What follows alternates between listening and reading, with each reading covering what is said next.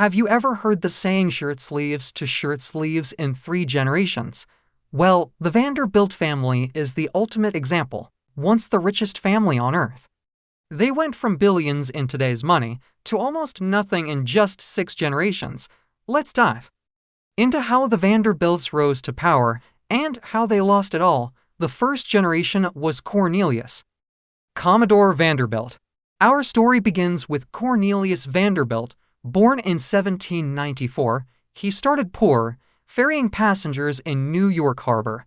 But Cornelius had vision and he built an empire in shipping and railroads.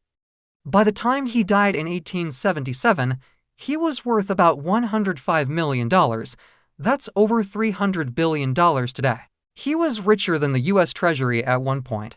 That's how powerful he was. But here's the twist. He left most of the fortune to just one son, William Henry Vanderbilt. That will take us to the second generation. William Henry Vanderbilt. William took the empire and doubled it. In less than a decade, he had grown his fortune to nearly $200 million. But William didn't care much for the public. When asked if his railroad empire served society, he snapped, "The public be damned." Still, when he died, he divided his fortune among his children, and that's where the trouble began. Third generation, the Gilded Age Vanderbilts. Now the Vanderbilts were living in America's Gilded Age, and they wanted the world to know they were rich. They built palaces along Fifth Avenue in New York and summer mansions in Newport. They hosted balls so extravagant, people still talk about them today. And they married into European royalty like Consuelo Vanderbilt, who became the Duchess of Marlborough. But while the parties and castles were dazzling, the family was spending money much faster than they were making it. Fourth generation, cracks in the fortune. By the early 1900s, the railroads were in decline, cars, trucks, and airplanes were the future, and the Vanderbilts didn't adapt. The fortune was also split among dozens of heirs. Each generation inherited less.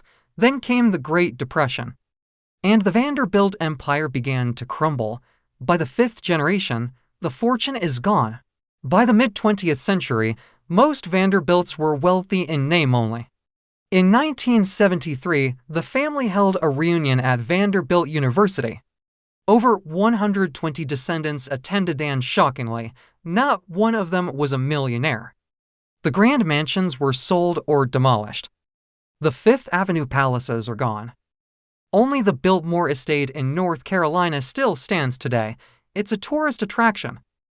One of the last famous Vanderbilts, Gloria Vanderbilt, tried to rebuild the name through fashion and design. But even she admitted the fortune was long gone.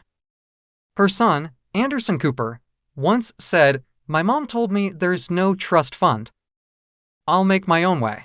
From $300 billion in today's money to almost nothing in 6 generations, the Vanderbilts remind us, wealth is easy to lose if you don't protect it. So let me ask you, if you inherited billions, do you think you could keep it from vanishing? Drop your thoughts in the comments.